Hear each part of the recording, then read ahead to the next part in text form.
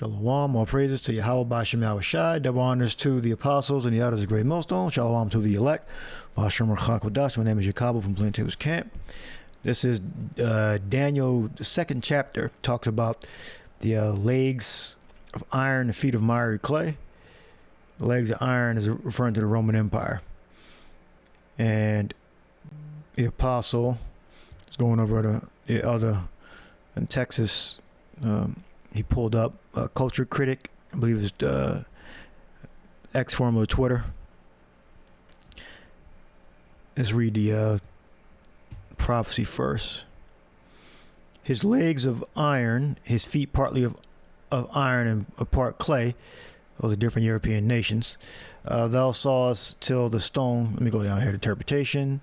So we got Rome. The fourth kingdom shall be strong as iron, for as much as iron breaketh in pieces and subdueth all things, and as iron that breaketh all these, shall it break in pieces and bruise. Whereas thou sawest the feet and toes part of potter's clay and part of iron, the kingdom shall be divided.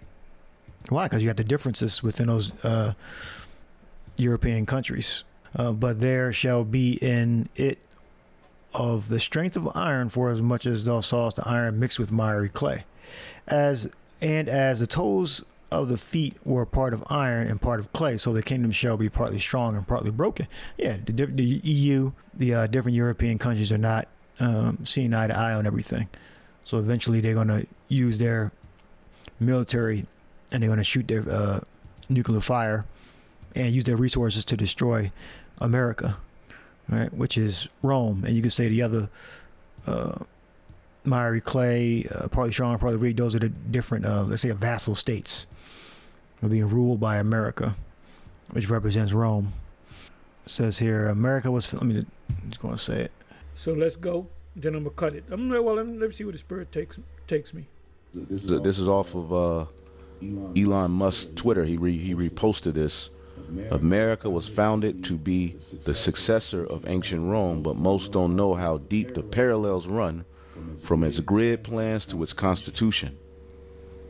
Here's why we still live in Rome and why it won't collapse this time. So they're of the opinion, they're letting you know that we're in Rome all over again, but they're of the opinion it's not going to collapse this time. Well, he says something stupid, because every kingdom has an end. Every kingdom has an end. The only kingdom that doesn't have an end, everlasting kingdom, is the coming kingdom, which is the Most High, Yahweh B'Shem Yahushai, setting up the kingdom on earth for the Israelites. So are we in the kingdom already? Well, he probably doesn't believe in the Most High. To make that statement is stupid, ludicrous. He's not all that deep. There's several scriptures that says Esau is the end of the world, Jacob is the beginning of it that followeth. Matter of fact, let me do this. Let me just play with this here. Okay, let me do this.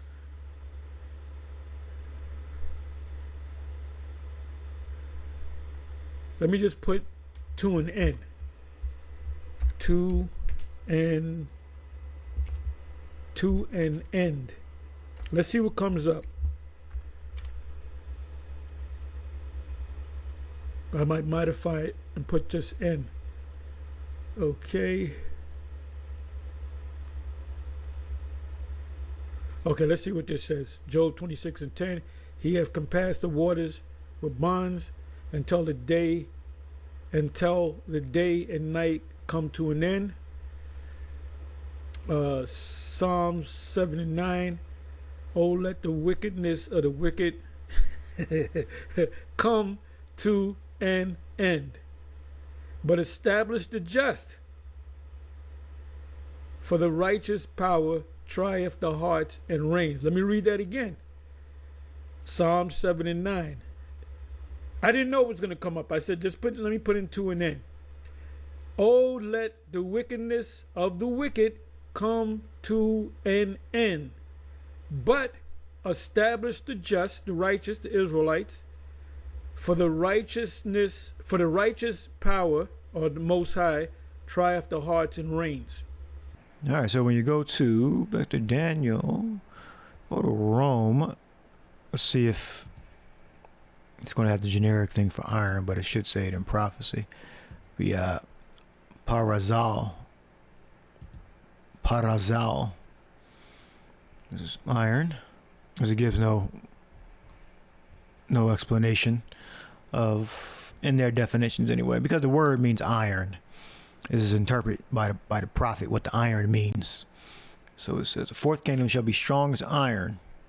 Now when you click on cross-reference Daniel 2:40, it'll tell you the Roman Empire, which comprised nearly the whole world, and not even all of it. Says, and after 62 weeks shall Messiah be cut off, but not for himself, and the people and the prince shall come, shall destroy the city and sanctuary, and the end thereof shall be the flood, and the end the war, desolation is determined. These are the Romans. All right, the fourth, or the legs of iron, and the feet of miry clay is happening. It's going to happen during this time. All right, so iron in the toes and feet of miry clay. It's continuing now. All right, but originally there was the legs of iron. It happened back then in the ancient Roman Empire. All right, so 44th verse. And in the days of these kings shall the power of heaven set up a kingdom which shall never be destroyed, and the kingdom shall not be left to other people. All right, this is segregation. All right, this proves right here that the Gentiles is not talking about universally anybody on earth that it loves Christ, Jesus, or that's been accepted by Jesus Christ, or you came to the Jesus Christ's light. All right, which shall never, a kingdom shall be set up.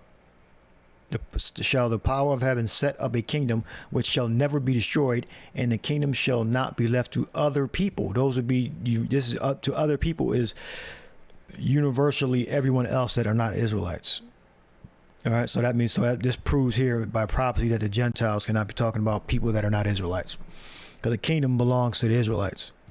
So he's telling you that the kingdom is for the Israelites. The other people are Arabs, Moab, Ammon, Esau, Edom, all right, Cush, Babylonians, the Assyrians that ruled as Babylonians. He said at the end to darkness. This kingdom is a kingdom of darkness. Let me see this one. Isaiah 5 verse 26.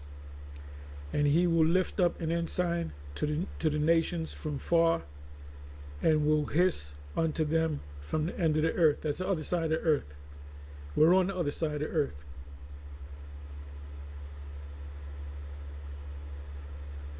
Let me see, Isaiah 16:4. Let mine outcast dwell with thee, Moab. Be thou a covert to them from the face of the spoiler, for the extortioner is at an end. The spoiler ceaseth, the oppressors are consumed out of the land.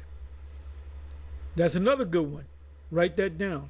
Let's look up the word. It says, Moab, be thou covert to them from, I got to read this in context, okay?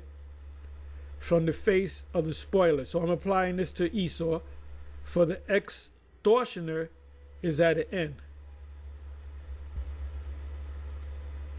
Squeezer, extortioner, oppressor. That means they squeeze whatever they in the form of taxes. They tax the hell out of you, which is an oppression. So that applies to Esau, and that applies to any other wicked nation in the past. I'll leave that right there.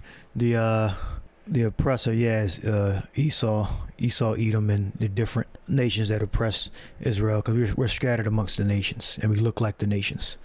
So, just because your phenotype is not your race, all right?